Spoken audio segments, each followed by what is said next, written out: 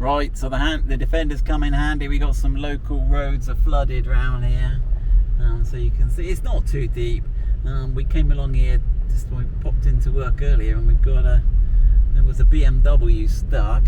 It gets worse around. Oh, there he is. Look, he still hasn't been towed out. Oh wow! We'll offer to tow him out if he's there. But yeah. So right, we can put the wade. So we're in this mode here. We'll go in wading mode. I don't know we really need it, but as we've got it, we'll go there. We'll go on the wading mode. We did this at Eastner, so let's have a look.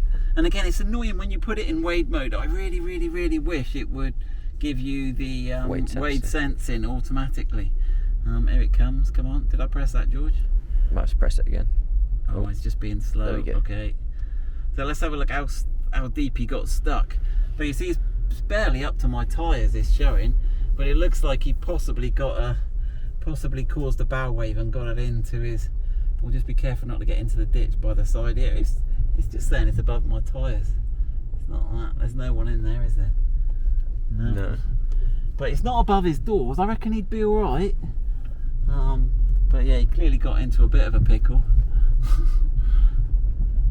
There we go. So that's some pretty good flooding. We're happy to be in our Defender anyway. There's not many other people coming along here. Because the other trouble is you don't know what other debris has been washed onto the road. So stones and rocks and stuff as it's flooded.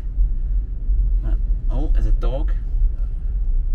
Cyclists. Dog and cyclists. Wading in ice may cause damage. Oh, I mean, are we in ice, are we? Well, it popped up with that message. Yeah.